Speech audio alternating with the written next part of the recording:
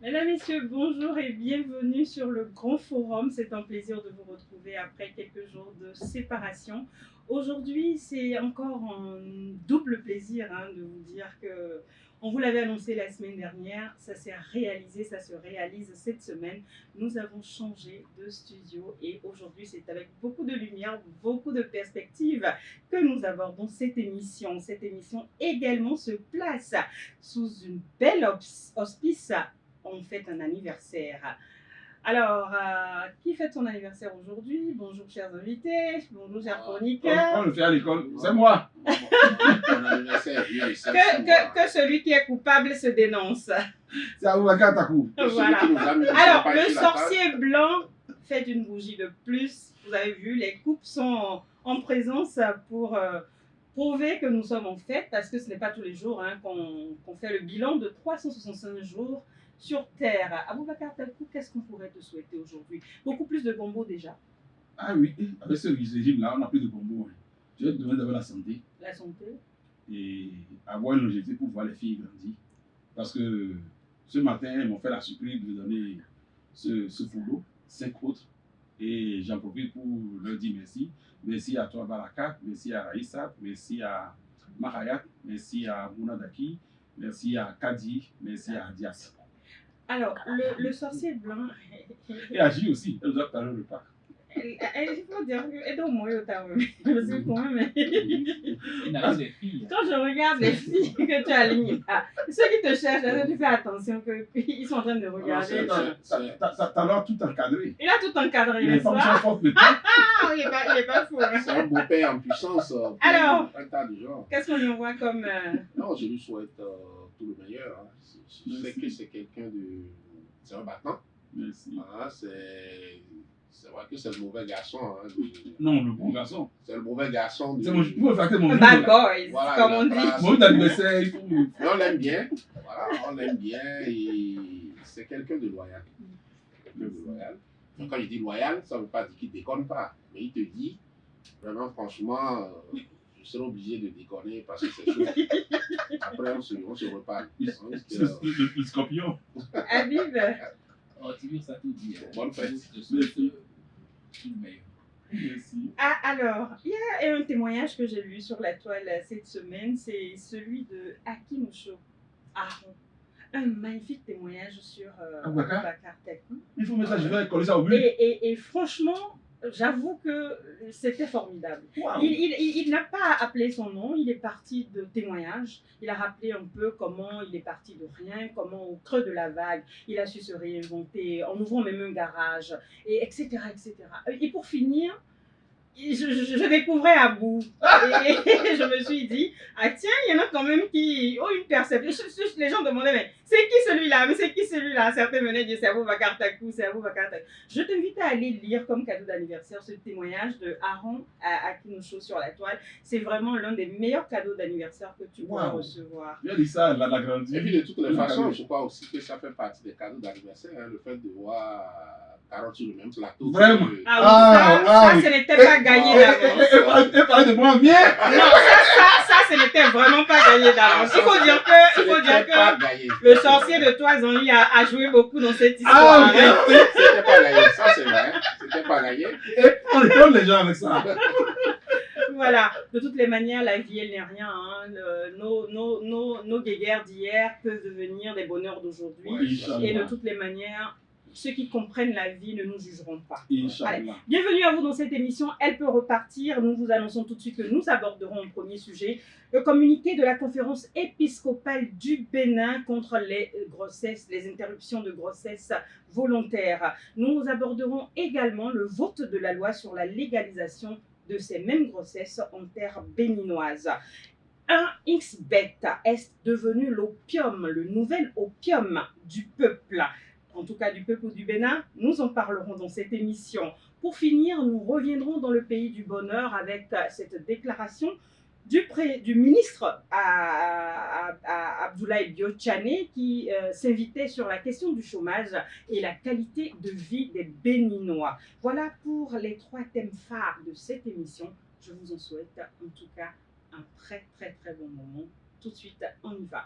Alors, je l'annonçais En introduction, la conférence épiscopale du Bénin a sorti un communiqué pour, une fois encore, rappeler combien elle était contre les interruptions de grossesse volontaire au Bénin. Alors, on peut s'interroger, on peut se dire, voilà une décision qui est pourtant déjà bien avancée en Occident, bien avancée ailleurs dans le monde. Pourquoi est-ce que la conférence épiscopale béninoise continue de s'accrocher à une avancée qui est déjà ailleurs dans le monde? Habib Dabo. Merci. Je crois que c'est de bon droit que la conférence épiscopale fasse l'apologie de la protection en griffe de l'enfant. Ce qui est gênant pour moi, c'est que, bon, dans ce contexte actuel, les évêques auraient pu garder le silence parce qu'on sait exactement de quoi il s'agit, de quoi on est en train de parler. Et on sait très bien tous la façon dont on fait les avortements de façon clandestine. Et ce n'est pas les évêques qui diront qu'ils ne savent pas. Bon, donc, je pense que c'était une occasion de garder le silence qu'ils ont raté en faisant cette sortie-là que je trouve absolument ridicule. Mais bon, j'espère qu'ils comprendront que c'est juste un acte manqué et qu'ils vont continuer leur travail normalement.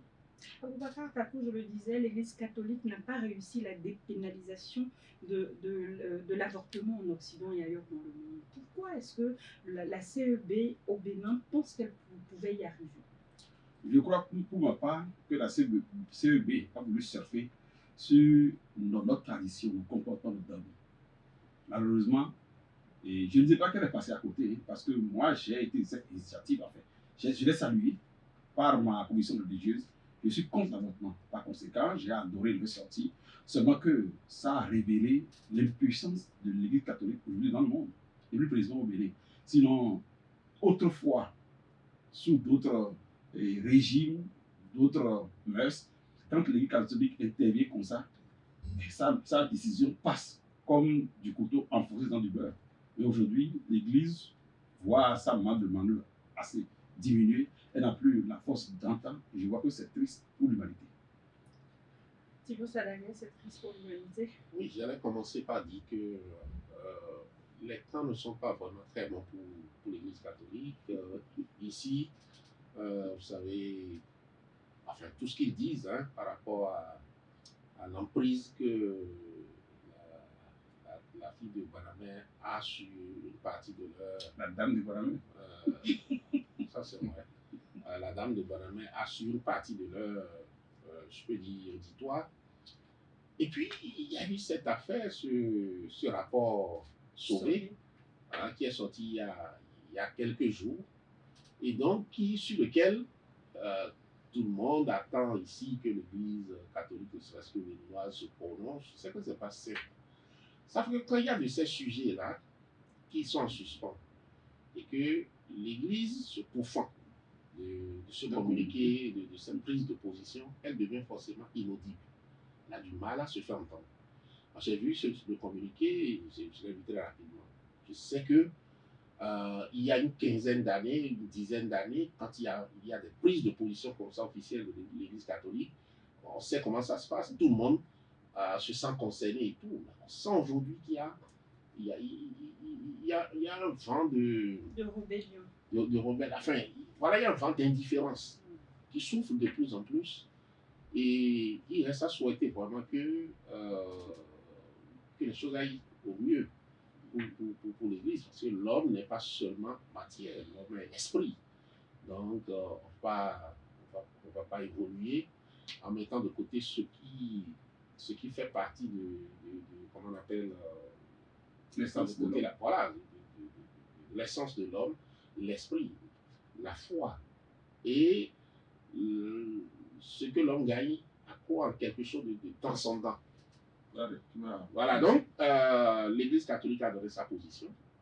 Et le président de l'Assemblée nationale, d'ailleurs, qu'on considère comme franchement très proche de cette ce église-là. clergé, vous voyez, il y a quelques jours, de façon très surprenante quand même pour moi, il a pris une position très ouverte, très tranchée. C'est comme si c'était le seul sujet Le qu'il pape. y avait eu depuis qu'il est président de l'Assemblée nationale. Pourquoi sur ce sujet? Et j'ai lu son intervention, c'est quand même, il n'y est pas allé du dos de la cuillère. Le vrai problème, c'est qu'aujourd'hui, il a encore été le premier à nous annoncer très tranquillement sur sa page Facebook on que va y la loi venir. a été votée. Voilà, on va justement y venir parce qu'il s'agit justement de parler de cette loi qui a été votée hier. Le président de l'Assemblée est monté il y a quelques jours au créneau pour dire que cette loi ne passera pas sur la terre des Ouégbadjavi. Il a donné tous les éléments qui pouvaient conforter cette décision qu'il voulait effective. Malheureusement, on s'en est bien rendu compte. La loi des hommes est passée entre-temps sur la loi des représentants de Dieu.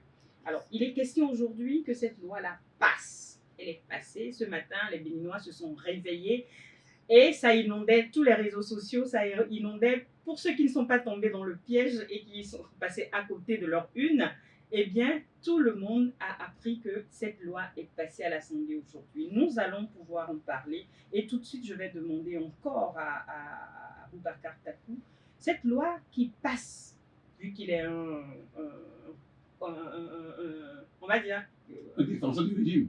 Non, pas défenseur du régime, quelqu'un qui est contre la légalisation.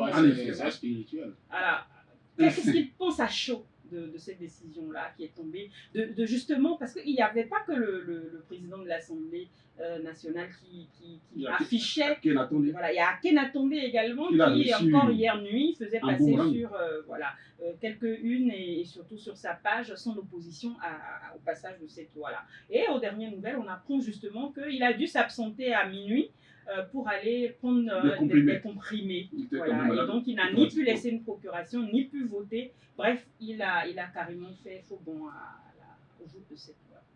Je dirais que par rapport à ce vote, les députés n'ont pas fait preuve d'amour à l'endroit du chef de l'État. Disons les choses clairement. On sait qu'au Bénin, il y a deux tendances qui siègent au Parlement, les deux partis appartenant au chef de l'État. Du coup, toutes ces initiatives prises par ces derniers passeraient comme des consignes du chef de l'État. Et dans ces conditions, je crois que pour une question, jusqu'à la loi, elle me paraît un peu farfelue dans son vote. Parce que, comme l'a dit tout à l'heure, il vient de nous apprendre que depuis 1993, je crois que c'est 2003, que cette loi existait. Et qu'on a fait que la modifier.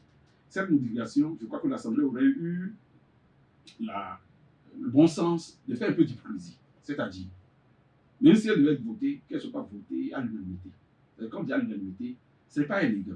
S'il y avait au moins un 30 contre, un 33 contre, ça va rassurer les Béninois de ce que notre Parlement est un peu équilibré et a une volonté.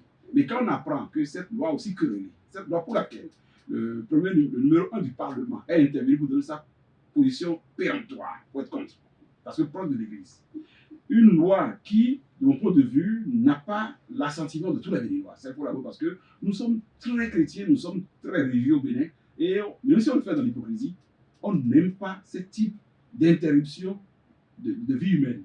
Car quand on dit avortement, on a touché à une vie naissante. La faire passer comme ça, c'est diaboliser le chef de l'État, ça faut l'avouer. L'Assemblée aurait dû trouver une formule pour donner un peu plus d'humanisme en la personne qui est censée les a amenés là, mais dit de façon péremptoire, on a voté à l'unanimité, il dit c'est pas élégant, ils ne sont pas en train de faire preuve de quelconque amour pour le chef de l'État, ils sont en train de vassaliser un peu le Parlement. Il fallait avoir un peu plus d'honneur pour ne pas voter cette loi. Alors, Tibur Sadagbe, Aboubakar estime que les hommes représentants du peuple auraient montré une certaine élégance en ne nous balançant pas cette histoire d'unanimité à l'Assemblée nationale. Qu'est-ce que vous en dites? Non, je vais attirer l'attention sur le fait qu'il y a eu au moins deux personnes, de façon très claire, ont dit qu'ils étaient opposés à la loi. Le président de l'Assemblée nationale, l'honorable Aki. À l'arrivée, la loi est votée à l'unanimité. Alors, ça veut dire quoi? Non, c'est ce genre de magie qui devient de plus en plus dans notre quotidien, je crois. Après, on va l'étudier pour voir comment quelqu'un peut dire très ouvertement je suis contre. Pondre même, je peux dire, un mémoire. Et étaler ses récriminations contre une loi. Et même si je tiens compte du fait que l'honorable Ake a dit qu'il n'était pas là quand c'est voté, il n'a pas fait voter contre. Quand on n'est pas pour, on vote contre. Enfin, si c'est ça. C'est-à-dire quand on n'est pas, on ne s'absente pas, on vote contre. Puis s'il a dit qu'il est contre. Et puis le pire, le président de l'Assemblée nationale, c'est-à-dire que lui, dès qu'il s'est prononcé, on s'est dit, ben là, on verra bien par où ça va passer. On sait qu'il a tous les instruments juridiques, de programmation, de déprogrammation. Procédurier aussi. Pour que ne serait-ce que le vote traîne. Alors, nous qui avons été informés de cette affaire, moi je vais dire peut-être que je suis entré dans l'économie de cette affaire et puis 2 jours après, paf, la loi est votée. On n'a même pas eu le temps de se dire mais qu'est-ce qui se passe et tout. La loi se réveille ce matin et puis bon, c'est réglé, tranquille. Et c'est le président même qui l'annonce. Et puis il annonce très zen sur son mur, un paragraphe où il a dit que ça a été voté. Un peu comme s'il ne nous avait rien dit avant. C'est-à-dire, non mais, comme tu le dis, Joe, tu avais dit un truc, non? Maintenant, la loi, que tu as promis que cette loi ne passerait pas, la loi est passée. Et tu nous l'annonces comme ça tranquillement, alors que tu es président de l'Assemblée nationale. Qu'est-ce que tu as fait? Ne serait-ce que, parce que le problème n'est pas de bloquer la loi, mais quand tu as dit que tu es contre et que tu as argumenté, et qu'après, tu lèves la main, ou bien tu dis que tu n'as ni levé la main, ni baissé la main, donc je suppose que la main était comme ça, et oui, la position et tout, que la loi passe. En fait, c'est pour vous dire quoi? C'est pour vous dire qu'en fait, que les temps ont changé, et que le moment où il fallait négocier toutes les lois au ministère des Finances, tard dans la nuit, tout ça, je crois qu'on est en train de trouver. Là, c'est que celui qui a envoyé sa loi, il a un calendrier, il se dit au plus tard tel jour, vous me votez ça. C'est comme ça que j'ai compris. Tout ce que les gens disent, ça ne m'intéresse pas. Allez voter ça, c'est voter. Ça veut dire qu'à l'avenir, si vous entendez parler du loi. Minutes et je voudrais qu'on aille sur ce que dit une partie de la loi, mais avant ça, je vais demander l'avis de Habib sur la question rapide. Tibius a dit, celui qui a envoyé sa loi, c'est qui?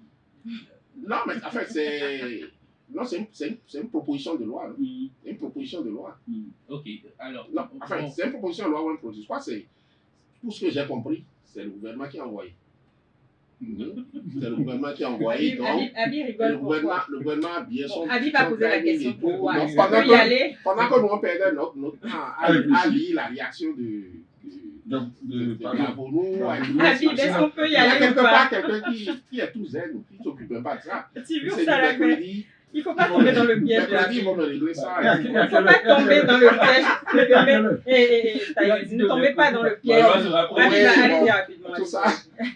J'ai entendu dire. Habib, allez-y. Non, en fait, non, je ne reviendrai pas sur ce que mes prédécesseurs ont dit, qui est totalement normal, qui est absolument clair, même si jusqu'ici, je ne sais pas qui a envoyé la loi par rapport à ce que Tibius disait, mais ce n'est pas le problème.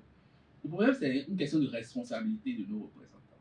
Je pense que vraiment, de plus en plus, on souffre de la position de nos représentants. C'est-à-dire, ce qu'on va demander au président de l'Assemblée maintenant, c'est de venir nous expliquer le contenu de cette loi-là.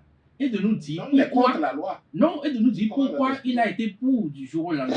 Parce que, non, il a certainement une raison. Peut-être qu'il ne nous a pas dit. Pourquoi il a programmé? Pourquoi? Parce que, c'est-à-dire, c'est sûr qu'il a relu la loi et s'est dit, ah, mais en fait, je me trompais. Bon, donc, il faut qu'il vienne nous dire et nous expliquer et le bien fondé de la loi. Sérieusement, il faut qu'il nous donne le bien fondé. Parce que c'est l'occasion pour lui maintenant de nous dire pourquoi cette loi-là a été votée et qu'il est très content. Et par rapport à ça, il a même fait un communiqué par rapport à il est très content. Donc il faut qu'il nous dise. Ça m'était obligé. Mais quand les mains sont obligées, on les prend, non? Et puis, on ne peut plus. Bon, les lois qui sont votées à l'unanimité dans une démocratie, vraiment c'est gênant. Mais là, on ne la peut nuit, plus. en général, on vote les. Je vais faire rapidement un tour de table en vous lisant ceci. Après les débats, la loi a été finalement adoptée, mais avec un consensus sur les dispositions de l'article 17.2 qui dispose: à la demande de la femme enceinte, l'interruption volontaire de grossesse peut être autorisée lorsque la grossesse est susceptible d'aggraver ou d'occasionner une situation de détresse matérielle, une situation de détresse éducationnelle, professionnelle ou morale incompatible avec l'intérêt de la femme et ou de l'enfant à naître. Alors, Aboubakar Takou, 1 minute sur ça. On a fait, à travers tout ce que tu as lu, on a fait de la femme un autre Dieu qui va de son propre chef. On sait comment nos femmes raisonnent, nos filles raisonnent. Et ce qu'elles font, de pervers souvent. Donc, elle tombe enceinte, elle a tout l'arsenal aujourd'hui. Donc, De je son vais être côté, là et puis on va dire des choses comme ça. non, Je non, vais non, avaler on ça. est obligé de défendre. Et là, on parle des 5 filles de Aboubakar Takou Oui, oui, oui, qui sont oui. perverses, qui vont être perverses. Non, les filles, j'ai dit, pas les femmes. C'est les filles aussi de... Mieux, on leur donne tout cet arsenal juridique en main pour des femmes. C'est leur corps où elles en disposent. C'est leur corps, mais il y a une vie en elles de qui elles vont décider comme ça. Ils disent non, c'est trop, il faut revoir la loi. Ça veut dire qu'à moi, ça qu'on a donné, c'est trop gros. Alors, Oui, une jeune fille de 18 ans. Je crois qu'effectivement c'est choquant quand vous lisez, parce qu'à la fin on dit les intérêts de la femme et de l'enfant. Donc pratiquement il n'y a pas d'homme. Oui. Donc on n'a pas dit les intérêts de l'homme, de la femme et de l'enfant. C'est vrai que c'est la femme qui porte la grossesse. Et c'est parce que c'est naturel. Ce n'est pas que l'homme a voulu que la femme porte la grossesse. N'est-ce pas? Et donc, si nous allons peut-être entrevoir un peu les conséquences de ce genre de permissivité de la loi, et qu'il y a beaucoup de grossesses qui démarrent dans des difficultés et qui finissent bien. Alors, si aujourd'hui, il y a cette possibilité pour la femme, dès que la grossesse commence et qu'elle a des problèmes, par exemple, avec le père de la grossesse et tout, de se dire, franchement, si ça doit aller comme ça, je préfère arrêter la grossesse et tout. Peut-être qu'il y a des gens comme nous qui ne seraient jamais nés. Absolument. Parce que parfois, nos parents nous racontent les conditions dans lesquelles elles ont gardé nos grossesses et tout. Donc, vraiment, j'espère que ça restera une loi et que la société continuera de garder ses valeurs. Ok. Habib Dako, rapidement. Oui, je pense qu'en fait, on est en train de donner des super pouvoirs à la femme. Bon, donc, on va s'en réjouir d'un certain côté. Mais il faut dire que dans les modalités d'application de cette loi-là, il faut faire très attention. Parce que c'est la porte ouverte à toutes sortes de dérives. Et je pense que au même moment qu'on travaille sur les modalités d'application, où il faut être vraiment, vraiment très souple par rapport à ça, il faut aussi travailler sur le planning parce que bon, ça va nous éviter d'avoir à punir pour des avortements non autorisés. Pas, mais malheureusement, on est arrivé vraiment à la fin. Vous donnez quel carton à ce sujet? Cette loi. La loi ou le sujet? Au sujet, parce qu'on a traité du communiqué de la CEB et on a traité ensuite du vote de la loi. Carton jaune. Carton jaune. D'accord, merci. Ouais, jaune, on aurait pu mieux faire. Il faut faire très attention. Rouge. Deux l'emporte, donc le jaune est celui qu'on va garder sur ce sujet-là. Mesdames, messieurs, vous avez vu, hein, on a parlé de cette loi qui a été votée et on va espérer qu'à l'instar des lois qui ont été votées sous le régime de la rupture, cette loi fera sa propre autocensure. Parce qu'on a vu dans ce pays des lois qui ont été obligées d'être réinterprétées par les mêmes députés qui sont allés dans certaines institutions demander qu'on leur réinterprète la loi en question. On va espérer, parce que ça reste quand même un sujet assez important des vies à naître, des vies dont on décidera de la venue sur Terre ou pas. On n'en parle pas juste une nuit et on passe à autre chose. On va espérer que le temps fasse son œuvre et que justement, sous la rupture, les choses se passent et continuent de se passer comme l'a si bien dit Tibur Sadabet tout à l'heure. On se retrouve juste après ceci.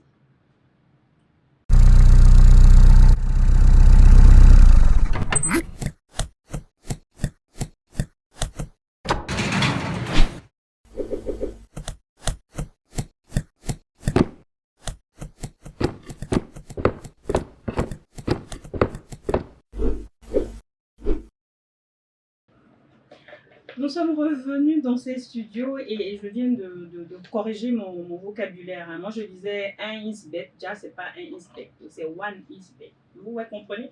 J'ai découvert cette affaire-là dans les colonnes du DDJ. Je ne savais pas de quoi il retournait. Et donc, je me suis posé la question de savoir, est-ce que c'était à nouveau une sorte comment on va dire? L'histoire de ICC, là, c'était quoi déjà? Cette façon... Madoff. Oui, voilà, et une espèce d'affaire Madoff, voilà. Parce que aujourd'hui, c'est comme une gangrène qui tisse sa toile et qui prend cette jeunesse-là déjà au chômage. Bon, il n'y a pas de chômage, c'est pas, il y a 800 Non, le 000 chômage est fini. emplois, c'est fini, il n'y a que du bonheur. Ok, d'accord. Donc, qui occupe cette jeunesse-là, on observe ces gens-là qui, à longueur de journée, sont sur une application et qui parient à non plus finir et hypothèquent leur avenir sur La chance. Sur la chance, voilà. J'ai envie de vous demander, vous qui en avez certainement entendu parler, qu'est-ce que ça vous dit quand on dit One Incident? Habib Dakoud. C'est le système des paris sportifs. En réalité, c'est pas nouveau. Hein. Le pari sportif, moi je suis né, j'ai vu les paris sportifs, j'ai vu beaucoup de fonctionnaires devenir misérables dans les paris sportifs, commencer à dormir dehors, vendre les chaussures et tout. Bon, donc c'est pas nouveau. Et aucun gouvernement dans le monde n'est arrivé à contraindre les paris sportifs. Hein. Je ne sais pas si en Corée du Nord, ils sont arrivés parce que c'est un système spécial. Mais sinon, dans tout le reste du monde, le pari sportif, c'est partout. Malheureusement, et dans les pays pauvres, ça double la pauvreté. Heureusement qu'on est un pays de bonheur. Ça fait que, bon, on peut peut-être supporter ça, non, mais c'est une blague. Mais il faut que l'État, je ne sais pas comment ça va se passer, mais il faut que l'État regarde. Parce que, bon, c'est vrai que j'ai dit, je suis né dedans, j'ai vu, mais aujourd'hui, avec la mondialisation et avec les applications qu'il y a, le phénomène est en train de prendre plus d'ampleur et on parle de dépendance à la drogue aujourd'hui, il faut parler de dépendance au paris sportif. Alors, Tiburce Sadagben, on se pose la question de savoir si OneInsBet est devenu aujourd'hui l'opium du peuple. On voit des personnes matin, midi, soir installées devant cette application-là. Quand on regarde le lien que nous avons aujourd'hui avec ces gadgets-là qui nous occupent, et qu'avec ça, on passe la journée, que cette application est installée sur notre téléphone, quel est le rapport qu'on peut avoir avec quelque chose qui arrive à prendre autant de place dans notre univers? Non, c'est un vrai problème. Hein. C'est un vrai problème. Et en général, quand dans une société, beaucoup de gens commencent par croire à la chance, passer du temps à espérer gagner de l'argent sans vraiment travailler, c'est souvent le signe de mal-être. C'est le signe de mal-être. Et effectivement, ce soit ici, tout. Moi, je ne m'y connais pas beaucoup, mais j'ai entendu des gens parler avec tellement de science. Hein, c'est-à-dire un match, des matchs, tu vois déjà les joueurs, l'équipe et tout, tu fais un pari.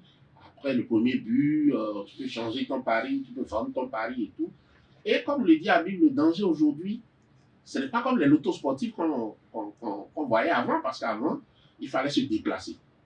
Aujourd'hui, le truc est dans ta main. Tu es drogué. Regardez le nombre de matchs qu'il y a dans une semaine, et parfois même des matchs que les gars même ne voient pas. Ils ne regardent pas, ils ne voient pas le match, mais ils misent, ils font ci, ils font ça. Et finalement, ils s'appauvrissent. Parce que celui qui a créé son application, celui qui a mis l'algorithme, il n'est pas fou pour vous rendre riche. Parce que lui, il le fait parce qu'il veut gagner de l'argent.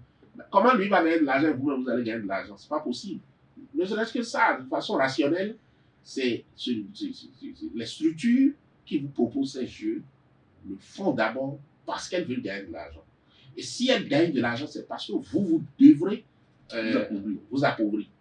Donc, du coup, à un moment donné, je me dis qu'on sera bien obligé que les pouvoirs publics sont bien obligés de voir la forme. Je ne sais pas comment ça va se passer, de voir la forme par rapport à ces jeux.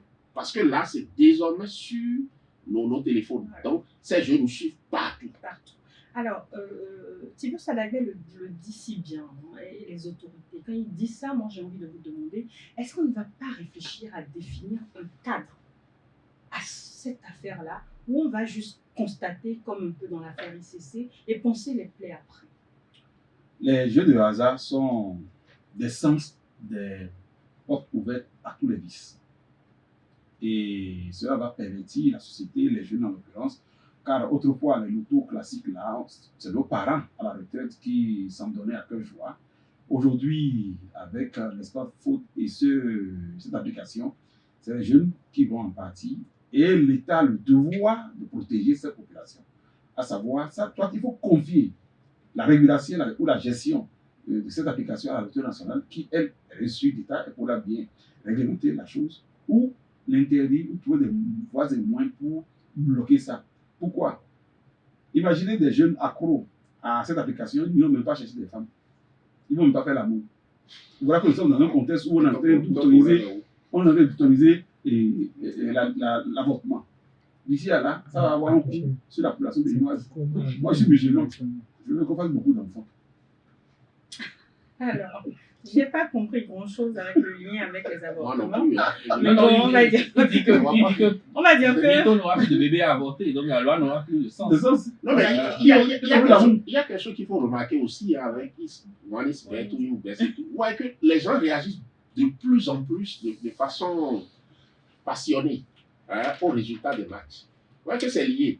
C'est-à-dire que tu peux suivre, comme moi je suis un match, si l'équipe que je soutiens perd, bon, c'est pas grave, la vie continue et tout. Mais ceux qui jouent, ils perdent de l'argent. Et c'est ce qui fait qu'après la fin des matchs, vous voyez sur les réseaux sociaux, il y en a qui sont tellement. L'addition à ce jeu, je le dis, je le répète, ça fait que les jeunes vont être tellement accros qu'ils ne feront plus l'amour.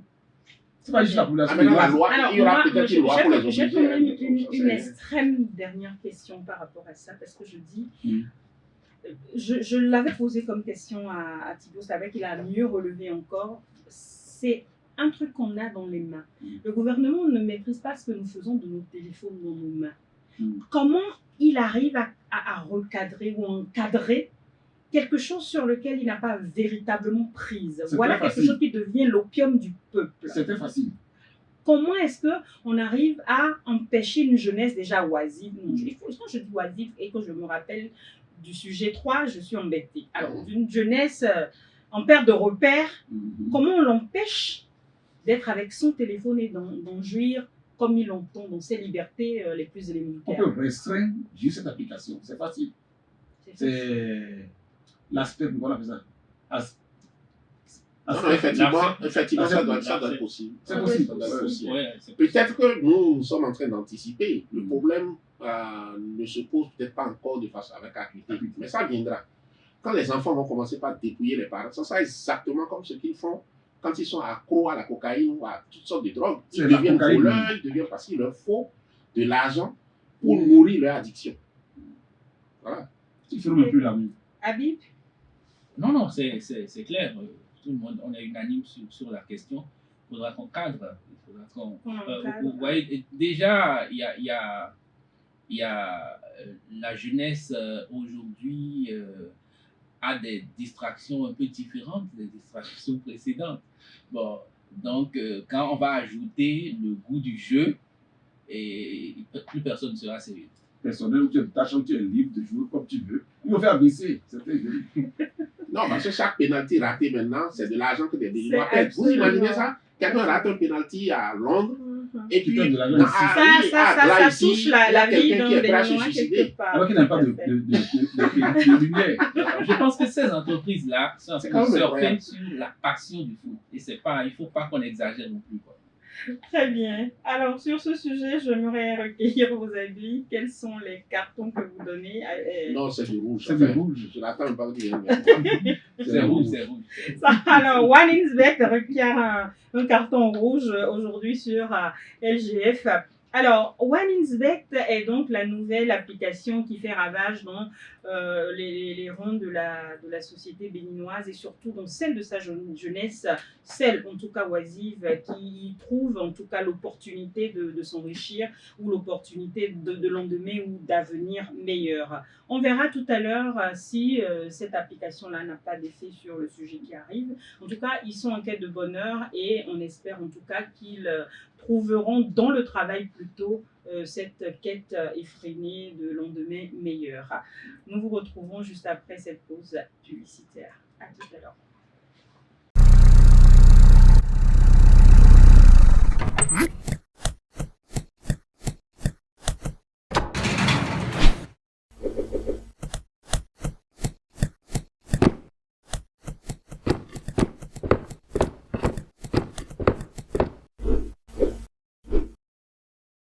Mesdames, Messieurs, on est de retour et cette fois-ci, c'est pour parler du pays du bonheur, celui-là dans lequel 800 000 emplois ont été créés depuis l'avènement de la rupture et surtout celui-là où le chômage est en nette régression et surtout la pauvreté. Celui qui le disait cette semaine, c'était Abdoulaye Biotchani. Il est bien placé pour le dire. Il a donc les données qui lui permettent d'avancer ces chiffres-là. La question que nous nous posons ici sur ce plateau-là, c'est est-ce que vous, à la maison, est-ce que le Béninois lambda le ressent tel que le ministre l'avance? Ceux qui vont pouvoir nous le dire sur ce plateau, c'est déjà Boubacar Tel. Oh, je suis assez gêné de prendre la parole pour commenter cette information parce que je vous apprends tous que le ministre d'État Abdoulaye Biotchani est imploré. Il vient de perdre ce matin même. C'est un rapport avec le sujet? Non, je présente mes condoléances au ministre. En passant, il vient de perdre son frère, même père, même mère, Djibril. Donc j'imagine son état. Ça aura un impact sur la baisse de la pauvreté? Non, on en vient là. D'abord, je tenais quand même à vous dire et vous en tenez compte que le ministre a pleuré. Donc on aurait dû ne pas fêter l'anniversaire aussi en même temps? Oui, c'est pourquoi on a fêté sobrement. Parce que j'ai pleuré. C'est mon père qui a perdu son frère. D'accord, je comprends mieux. Pourquoi la gêne est là? Elle est là. Donc ce qui a trait au sujet principal, je dirais que, vous savez, le ministre ABT, c'est lui de l'économie, parfait, du plan. C'est lui qui a les données statistiques auxquelles nous n'avons pas assez. Donc s'il estime que ça va, c'est qu'il a comparé la situation à bien d'autres situations sous d'autres régimes. Et qu'au début, il n'avait pas dit, s'il dit maintenant, c'est passé. Au début, il avait parlé de 200 000. De 200, mais s'il est allé jusqu'à combien? À 800, ça veut dire que c'est un homme de chiffres. Il n'a pas menti, c'est évident, mais c'est peut-être pas perceptible pour nous qui sommes sur le terrain et qui nous attendons à avoir des répercussions directes. Je crois que le bonheur, ça se construit dans le temps et on a le temps pour vivre des reliquats ou des effets induits de ce qu'il a dit. Donc, souhaitons que demain, s'il arrive, qu'il nous parle plutôt d'1 milliard d'emplois et que ça aide peut-être tout le monde. D'accord. Alors, avant de passer la parole à Tibour Sadagé, on va donc présenter nos condoléances au ministre ABT qui a perdu son frère direct. Direct. Voilà. Tibour Sadagé. Oui, j'ai écouté l'argumentaire de Abakatako et je comprends mieux d'ailleurs parce que quand je vois le nombre de cadreurs dans ce studio, le nombre de maquilleuses, je me dis, forcément il a dû communiquer tout ça là à son papa, le ministre ABT. Enfin, les 800 000 emplois, mais si on enlève ça, si vous enlevez tout ça là, de 800 000 emplois, là il va falloir nous montrer là où se trouvent réellement les emplois créés. Enfin, je fais une plaisanterie comme d'habitude. Lors des présidentielles 2016, si je me souviens. En fait, vous enlevez les maquilleuses, Non, parce qu'avec la certitude avec laquelle il a appuyé les déclarations, donc ça a fait que j'ai dû effectivement regarder Cédric, tous les rastas qu'il y a ici, et me dit que c'était pas tous ces chiffres sont communiqués. Donc, effectivement, Abou est un créateur d'emplois. Voilà. Merci. Voilà, les présidentielles de 2016, je me souviens que le candidat habité à l'époque avait promis, s'il était élu, créer 600 000 emplois. Et je crois que ça avait fait jaser un peu, parce qu'on a dit, il avait promis combien d'emplois? 20 000 emplois qu'il a suivi jusqu'à sa tombe. Et donc quelqu'un vient et dit 600 000 emplois. On se rend compte que de plus en plus il y a du culot en fait dans cette affaire. Et plus on est culotté, alors mieux ça passe. Et il revient un peu comme pour nous dire, vous ne m'avez pas élu, mais quand même je suis dans l'affaire et puis mes idées sont passées, vous voyez. ce n'est pas seulement 600 000 emplois, c'est quand même 800 000 emplois. Je rappelle que nous sommes 12 millions d'habitants et qu'à ce rythme, il y aura bientôt plus d'emplois que de Béninois. Est-ce qu'on aura à s'en plaindre?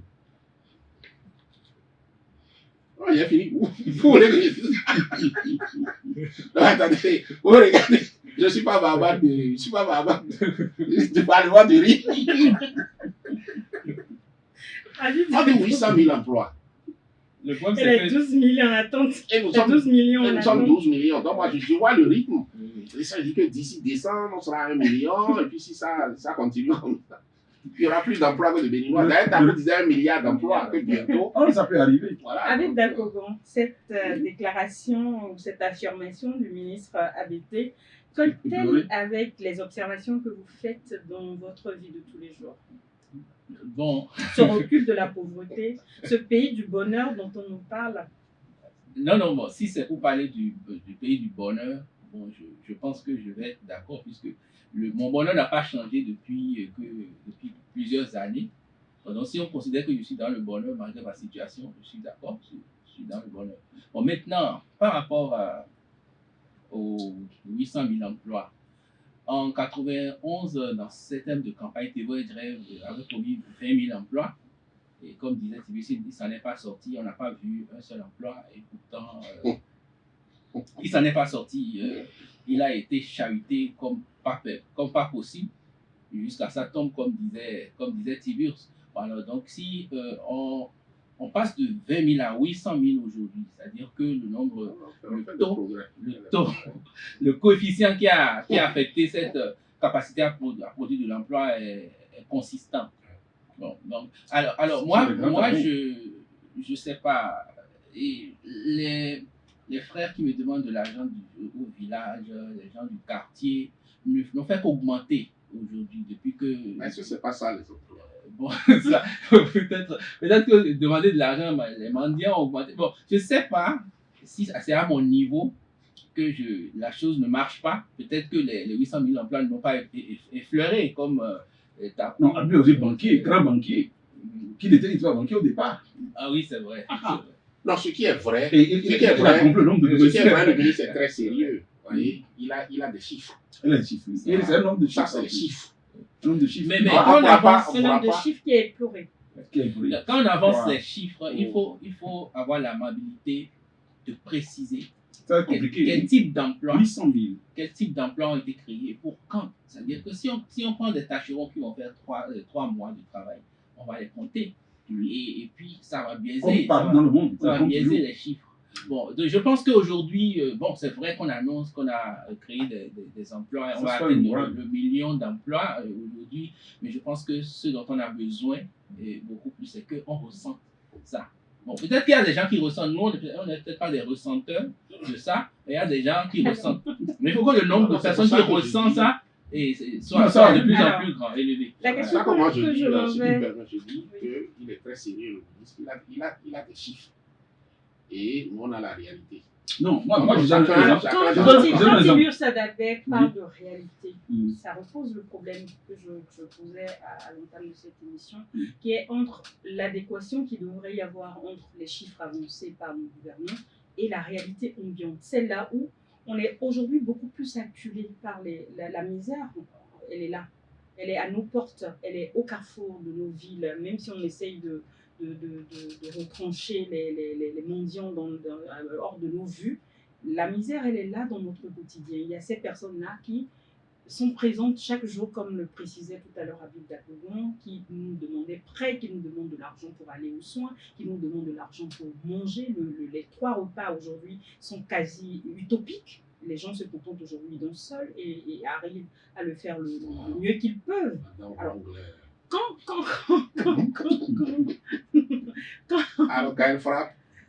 quand on a cette réalité-là et qu'à côté, on a des gens comme vous qui appuient le fait que c'est le pays du bonheur, on veut savoir où vous vous positionnez par rapport à la réalité, ces chiffres-là, qui ne sont pas au même diapason que... Je vais partir de chiffres et de réalité pour contredire le développement de ma concert.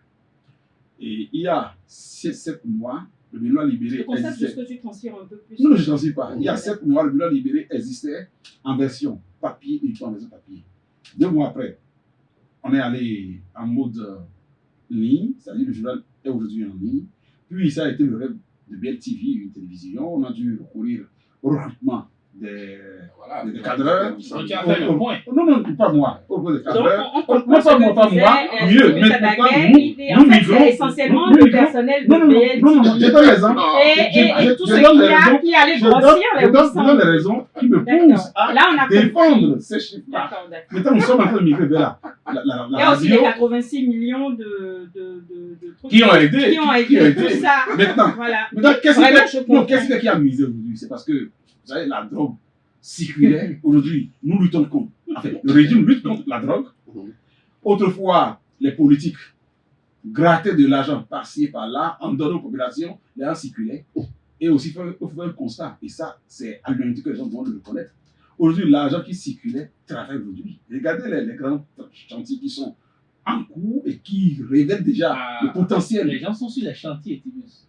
Non. Mais d'abord, avant d'être sur les chantiers, c'est ici qu'il a créé d'abord une bonne partie aussi. Oui, Non, vient de s'en rendre compte. j'en ai créé d'autres, je suis bien placé. On vient de s'en rendre compte parce que de la version papier à BLTV, on a bien vu que c'est une centaine d'emplois déjà qui sont partis vers les 800 000. Pas centaines. Là, tout de suite, on a Moins une dizaine compris ça. Déjà, à échelle, si on peut recruter 10 personnes, imaginez. Et ceux-là recrutés, peut-être ont choisi de prendre un domestique à qui ils font un salaire peut-être de combien je sais.